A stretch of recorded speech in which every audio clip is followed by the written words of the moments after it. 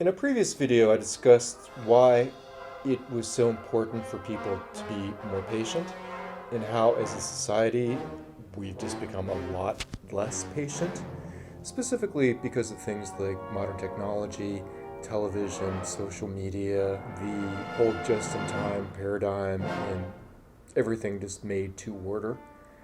I think especially since the pandemic, we've realized that things like long supply chains or even expecting the kinds of things that we used to expect, things are just slower. Things are just more malaligned than ever before. So it's important for our own health, well-being, and just mental acuity to just be a lot more patient than we're used to.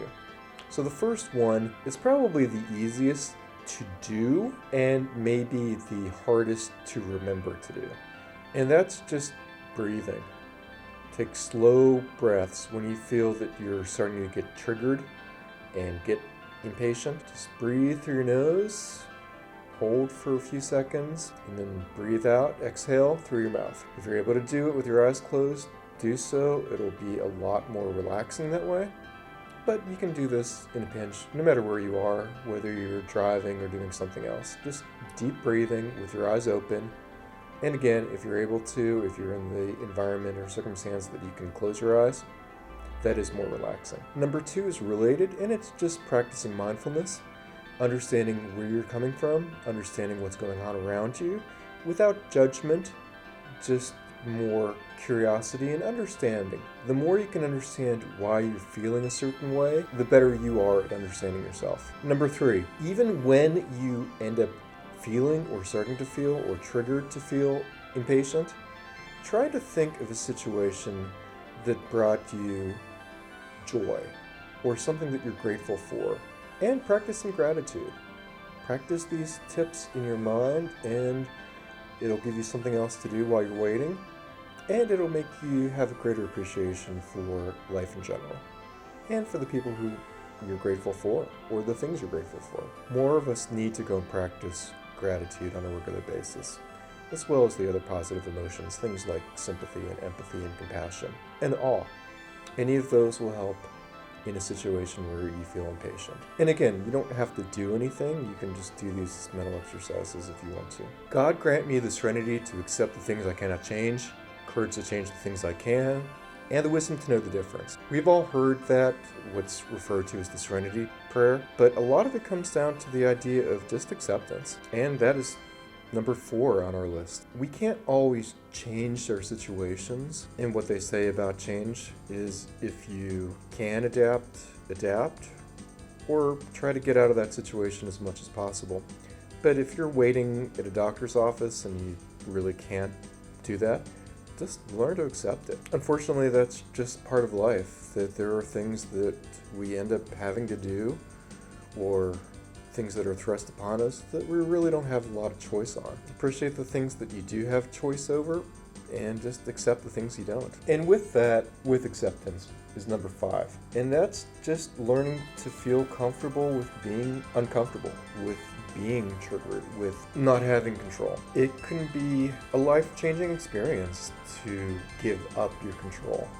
And in a situation like waiting at a doctor's office or waiting at a line somewhere at a store where you don't really have any control in the first place and there aren't any other viable options to what you're currently doing, by practicing things like breathing, slow breathing, and mindfulness, and gratitude, and acceptance, you can be comfortable with being uncomfortable. I know that sounds silly, but I think it makes sense. I think you understand what I'm saying. And number 6 is just changing your mentality by slowing things down. I used to work at an amusement park in the summer, and from getting to point A, which is the entrance, to point B, my actual work location, I literally had to traverse as fast as I possibly could around throngs of people, knowing the best way of weaving in and out, the best way of walking fast without hitting or getting too close to somebody,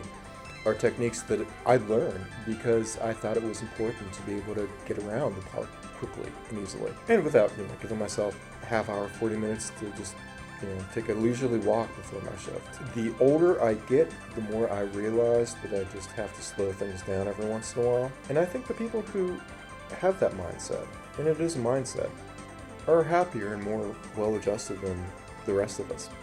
So if you're able to go and get into that mode and just start appreciating things more and slowing down, I think you're going to be happier overall. And if you are like that, tell me if you agree or disagree with that summation. Life is too short to be bothered by things that we can't control. And that's really what it comes down to. Number seven is a little contradictory to number 6, and that is realizing that there are only certain things you can do with the time that you have been given. So if you are waiting at that doctor's office, maybe try to find some valid use of your time. If that's checking your emails, or checking the latest stats on your YouTube channel, or making a phone call that you had to make and hadn't had a chance to, or responding to some texts, or doing some reading or writing or whatever. You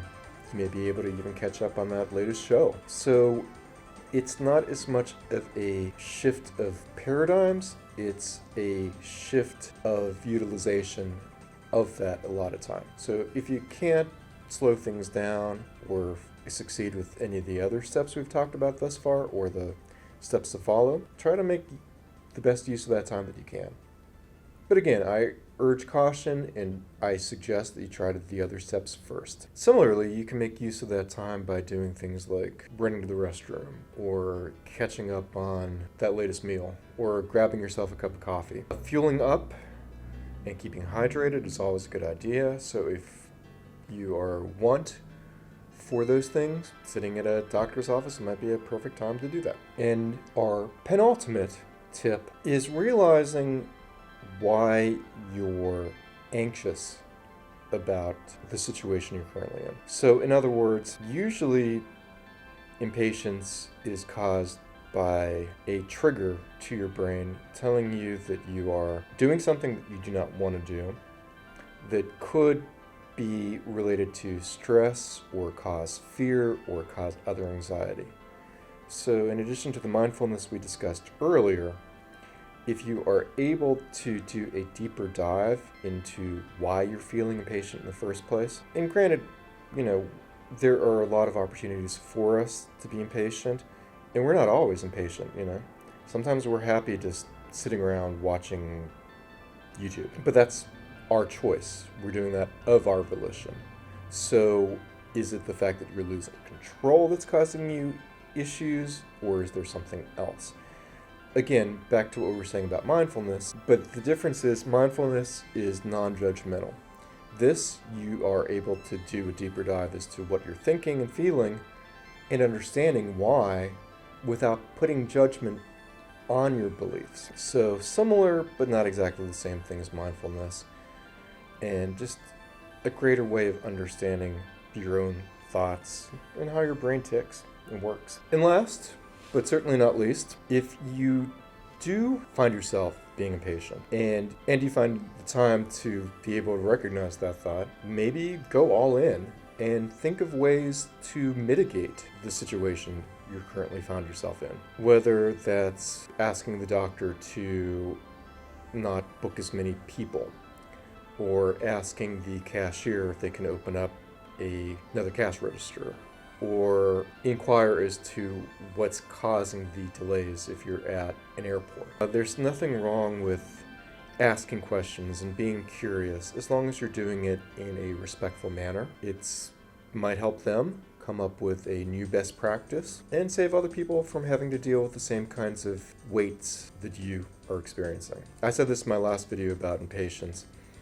Britain is a country who loves to queue, or at least they do it without many issues. If we learn to be more like Brits in that respect, I think we'd all be happier. And that's just one example that I'm fairly familiar with, having lived in Britain before. I'm sure other peoples and other cultures and other nations are similar in that respect. So if there is someone that you'd like to emulate, find out how they do it and see if any of those ways would lessen your triggers for impatience. And this list by no means is completely comprehensive. There are certainly other things you can do. I certainly suggest you do your own research and find, what works best in your situation. And that could change as time goes on, as your experience and life events change. So keep that in mind.